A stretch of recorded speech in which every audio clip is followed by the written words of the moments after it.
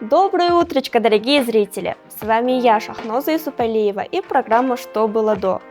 Долгое время не было выпусков, мы очень скучали по вам. И наконец-то снова с вами.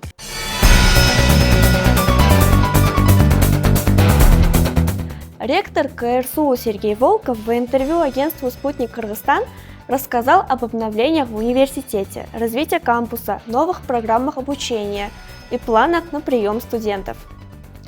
Студенты второго курса КРСУ побывали в Геологическом музее Кыргызско-горно-металлургическом институте имени Асаналиева.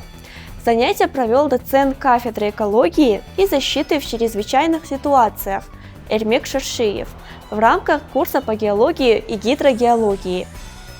Ректор КРСУ Сергей Волков принял участие в заседании коллегии Министерства науки, высшего образования и инноваций Кыргызской Республики, а также во встрече руководства Верховного суда Кыргызстана с ректорами ведущих вузов страны. Могу официально заявить, без сомнений, героем недели стал наш ректор.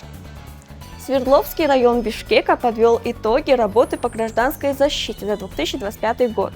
Среди организаций района лучшей была отмечена деятельность КРСУ по выполнению мероприятий в сфере гражданской защиты. Вот так вот, безопасность у нас просто на отлично.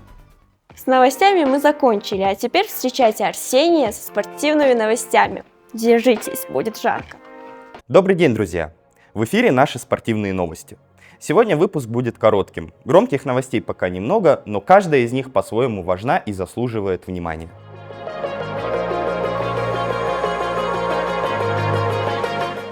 Начнем с событий университетского спорта. В Кыргызско-Российском славянском университете открыт набор на занятия по волейболу для всех, кто хочет улучшить физическую форму, развить командное взаимодействие и игровые навыки.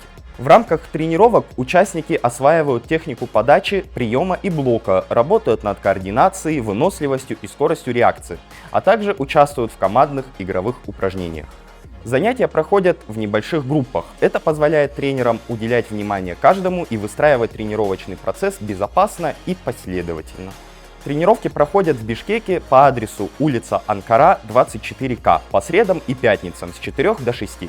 Для участия необходима медицинская справка о допуске к занятиям, а для несовершеннолетних договор, подписанный родителями. Более подробно об этом вам расскажет специалист спортивного клуба КРСУ Артем Грибанов. Специально для нашего выпуска мы пригласили его дать интервью. Всем привет! Меня зовут Грибанов Артем, я студент второго курса, также по совместительству я специалист спортклуба. Также хотелось бы добавить то, что помимо того, что у меня есть работа в вузе, я также являюсь киберспортсменом в нашей сборной. По волейболу можно ходить как мужчинам, так и женщинам. По шахматам тоже то же самое.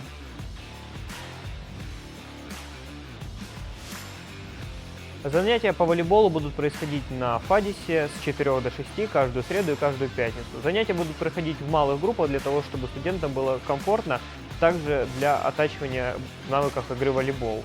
Также хотелось бы упомянуть о занятиях по шахматам. У нас также стартует набор для занятий по шахматам. Занятия будут происходить во вторник и четверг с 3:30 до 5 вечера.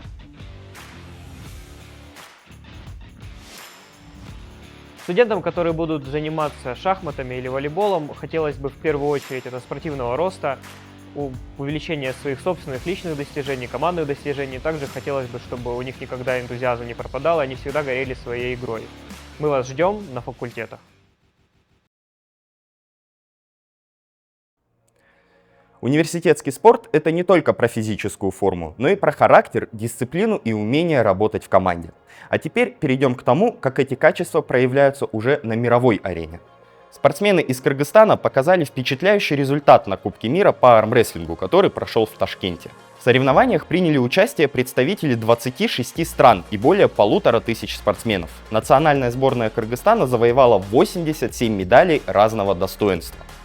В медальном зачете сборная Кыргызской национальной федерации армрестлинга среди кадетов, юниоров, молодежи, параспортсменов, сеньоров и мастеров выиграла 39 золотых, 34 серебряных и 14 бронзовых медалей.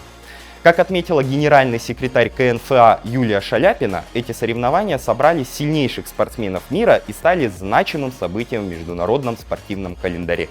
По ее словам, столь высокий результат – это итог общего труда спортсменов, тренеров, судей, руководства федерации и всех, кто поддерживал команду. За этими медалями характер, труд и командное единство, подчеркнула она. На этом у нас все. Это были короткие, но насыщенные спортивные новости. От университетских тренировочных залов до международных арен.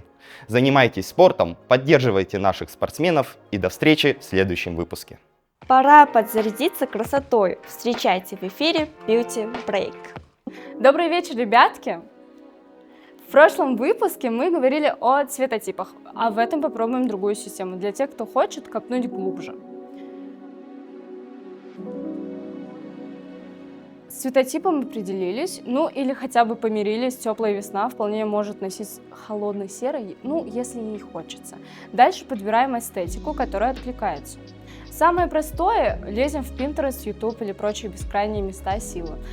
Люблю, обожаю. Делаем доску не из того, что модно, а из того, что цепляет. Неважно, что рядом викторианский воротник и байкерская куртка, мозг сам протянет провода. Но ловушка – часто мы собираем доску, девушка, на которую я хочу быть похожа, а не я только в идеальной версии. Лайфхак. Насмотрели 50 картинок? Выключите интернет, откройте папку и за 10 секунд выберите 3, которые цепляют сейчас, без аналитики. Посмотрите, что в них общего, это и есть ваш честный запрос. Дальше важно. Работа и хобби влияют на стиль. Не потому что дресс-код, а потому что формирует образ мыслей. Первая леди Нью-Йорка Рама Дуваджа увлекается керамикой. Ее стиль читается в пластике форм, в том, как она драпирует ткани, будто лепит их. Это не хобби в костюме, это когда суть проступает сквозь ткань. И вот тут главное. Мы привыкли, что стиль равно комплект одежды. На самом деле стиль – это перевод. Вы переводите свою внутреннюю вселенную на язык фактур, объемов и линий. Сделали доску? Отлично. А теперь не вливаем, а декорируем. Собрали оверсайз, крупную вязку, тихий закат – это не про уютно. Скорее всего, вам нужна защита и мягкая сила. Значит, гардероб не про облегающий, а про объем, в котором можно спрятаться и выглядеть королевой. А кто-то собрал черно-белую графику, резкие линии. Это не минимализм ради моды. Это про желание структуры и тишины в визуальном шуме. Мы даем смысл вещам не ради ровного квадрата в Инстаграм, потому что иначе вещи просто ткань, а когда есть смысл, появляется система. А на сегодня все. Ну что, пошли собирать смыслы? И напоследок у нас Digital Review. Всем привет, ребята! С вами Уму Гульсун, и это рубрика киноновостей и афиш. Прошло очень много времени с моего последнего выпуска, и я очень надеюсь, что вы успели по мне соскучиться. Иногда, чтобы понять настоящее, нужно вспомнить, что же было до, и театр – лучшее место для такого разговора.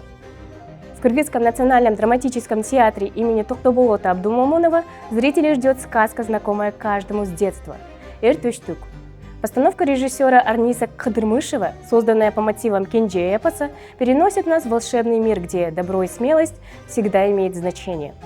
Подвиги Эр-Төштүка учат мужеству и стойкости, Маамыттар – настоящей дружбе, а образ Джескемпир заставляет задуматься о двойственности человеческой натуры.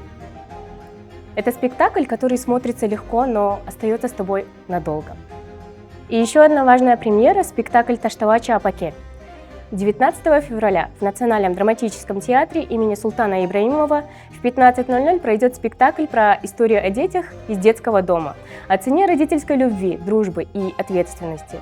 Очень честный и трогательный разговор с детьми и со взрослыми.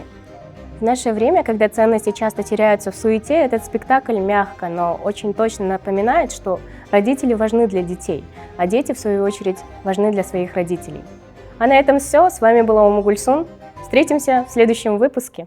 И на этом наш выпуск подошел к концу. С вами была Шахноза и программа «Что было до». До новых встреч, друзья!